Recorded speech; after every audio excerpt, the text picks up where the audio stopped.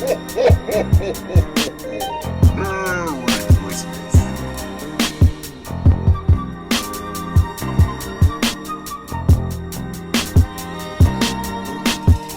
going on, Meza Mob? Welcome back to Vlogmas Day 10. Today we're back with another cooking video, so get those aprons on because we're gonna be making some churrasco, that skirt steak, with some potatoes in the oven and some fresh chimichurri sauce to top it all off. Woo! Fire. I don't know about you guys, but my favorite way to have churrasco is on the grill. I love that carbon flavor with meats, but unfortunately it's winter time right now, so we're gonna have to deal with what we have, which is our grill pan. Now I have used that grill pan before for meats, and let me tell you, it didn't disappoint, so I have no doubts that that meat is gonna come out just as good. Anyways, let's keep this short and sweet, and let's head over to our station. So we're gonna keep our seasonings at a minimum today because really what we're gonna get the flavor from is the sauce, but we are gonna be making a pasta de ajo, that's garlic paste, with a little bit of a twist. I'm gonna spread that all on top of the meat. What we're gonna need is some garlic. We're probably gonna use half of the head, some cilantro, and some onion. The only seasonings we're gonna use after putting the paste on it is some salt. You don't really have to be precise when you're cutting the garlic or the onion because they're all gonna go into the blender together.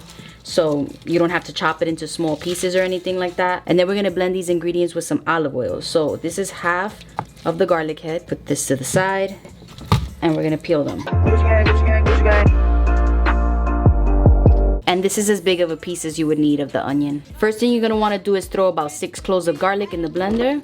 Then you wanna throw in your cilantro. That's roughly 1/4 of a cup. And then you wanna throw this little piece of onion in there. Now I'm gonna throw in my olive oil. I'm gonna start with about 1 tablespoon, and if I need more, I'll put in more, but I think that should be fine. And now you're just gonna cover it and mix that for a minute or two. So I ended up putting 2 tablespoons of olive oil in there. This is the consistency of what you're looking for. I mean, you can make it a little thicker if you want, but it kind of looks like green salsa, and this is perfect for me. That way I can easily spread it on top of the steak. Now, if you want, you can just pour it directly from the blender onto the meat, but I like to brush it on. That way I can control the amount that I put on it. So I'll take this little brush. I bought this at Target, and I'll link it down below for you guys if you're interested in it. Dip it in and start spreading. We're probably not even gonna end up using all of this, so I'll probably save it in the fridge for tomorrow if I want to rub it on any meat. But you don't want to put too much on it either. You don't want it to be way too garlicky. Just a thin layer, that's all you want. And then you could flip it over and put it on the other side as well, but we don't have to go too crazy. See how easy that is? If you were to pour it on, you're just gonna have a mess of green sauce everywhere, and you're probably gonna have way too much of a garlicky taste on the meat. So very lightly, just brush it on. Now we're gonna salt our meat, and of course I'm gonna be using my Himalayan salt. This is the only salt that I use nowadays. Salt it to taste, of course. And of course I'm gonna add some of salt's best friend, which is some ground black pepper. That's pretty much it. We're gonna keep it very simple, minimalistic, and then we're gonna season the other side the same exact way.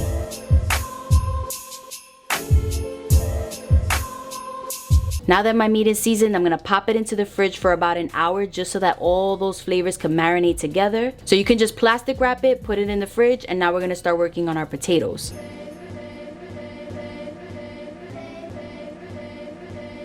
Now to season the potatoes, all you're gonna need is some pepper. You're gonna need some salt. I'm gonna add some Italian seasoning to that too. And I'm gonna add some of my Mrs. Dash garlic and herb seasoning. This, along with some olive oil, is all we're gonna need. All right, for our oven baked potatoes, I'm gonna be using russet potatoes, but you can use red potatoes. You can even use those little fancy ones if you'd like. But we're gonna keep it simple, and we're gonna use some good old russet. And yes, I know I don't use a potato peeler. I always have somebody tell me that every time they watch the video, but I just like things old school. This is how my mom would have me peel potatoes when I was younger, and some things just stick. Plus, I feel like it takes way longer for me to peel potatoes with a potato peeler, so I stick to what I know. Alright, potatoes are peeled. Now we're gonna start chopping them up. You don't have to get them perfectly cut, but just try to get them as evenly as possible. That way they can cook at the same time. Otherwise, you'll have some soft, some still a little bit hard, and yeah, that's gonna get on your last nerve. So try to get them as close to being even as possible.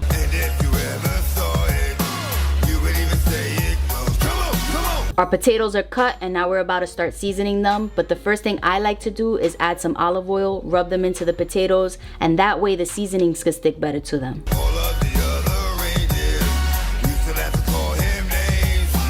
Now you can start seasoning this in whatever order you like, but I'm gonna start with my Mrs. Dash, and I'm roughly gonna add about a teaspoon of each seasoning to this.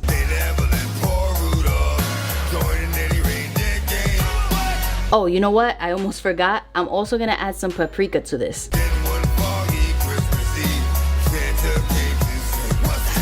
Now that the potatoes are seasoned, these are gonna go into a 400-degree oven for about 30 minutes. And while these are baking, I'm gonna work on the chimichurri sauce.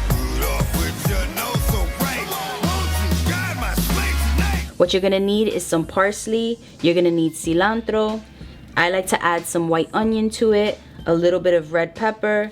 You're gonna need some garlic, some oregano that I've had soaking in water for about 10 minutes, some warm water. You're also gonna need some apple cider vinegar, some olive oil, some pepper, and salt. Now I don't have the exact measurements right now for you guys because I'm just gonna eyeball it while I make it. But if you decide to make it, just check down in the description box. I'll list the ingredients along with the measurements for you guys. Now this is not gonna be the traditional chimichurri. Again, this is my way of making it. So it's chimichurri with a twist. Merry Christmas.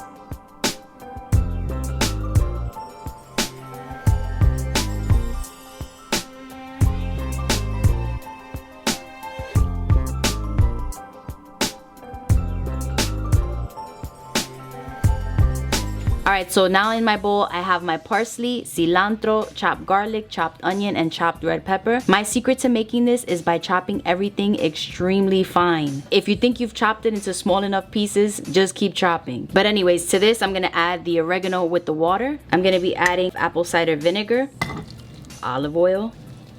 You wanna add salt and pepper to taste. This part is optional. If you don't like spicy food, you can just exclude it from the recipe. But I'm gonna take a pinch of red pepper chili flakes and add that in there.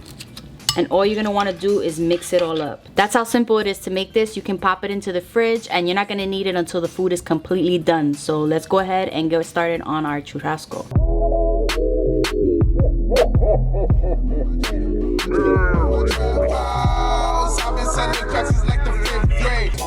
Shorty like the way that I ball out. I be getting money time fall out. Yeah, we're about to get into my favorite part, which is finally cooking the steaks. You want to get your pan nice and hot. Keep it on either medium to medium high depending on your stove. And depending on the thickness of the steak and the way that you like it done, that determines the amount of time that you cook it for. Now, I like my steak medium well, so I'm going to cook it for about 4 to 5 minutes on each side. But I want it to have that grill look, so definitely keep that fire high. And when we're done, I'll show you how it turns out.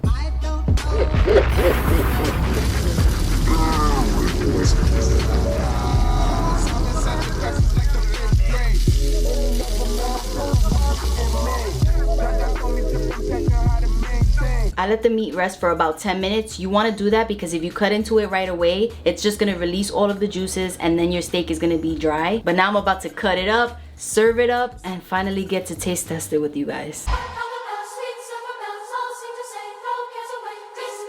Look at that, perfectly medium well. Ooh, baby, this is gonna be good. I don't know about you guys, but I love me some crispy potatoes. Then I went ahead and blanched some broccoli with some everything but the bagel seasoning from Trader Joe's. My meat's cut up and there's only one thing left to do. You gotta pour the chimichurri right on top, just like that.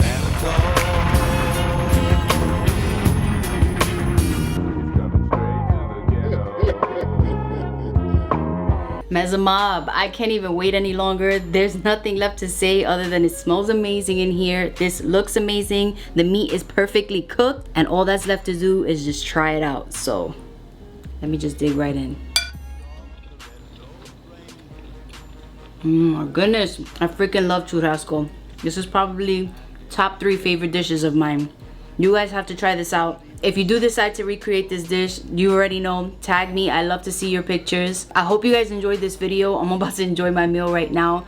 But before I do go, you already know I have to give you guys a shout out of the day. So let me just put this to the side for a minute and get my phone. Today's shout out goes to Sandra Feliciano. She says, "Girl, you are hilarious and fun to shop with. You crack me up. Great personality." Thank you so much, Sandra. I'm so glad that you've been enjoying the Vlogmas videos. Thank you guys so much for watching. I appreciate each and every one of you who tunes in every day, who shows us love. We're getting so much love and we can't be thankful enough. But I gotta go now, guys. Once again, thank you for tuning in. I gotta serve Jesus because he's starving. So we're gonna just enjoy our dinner and we'll see you guys tomorrow for Vlogmas Day 11. I'm starving.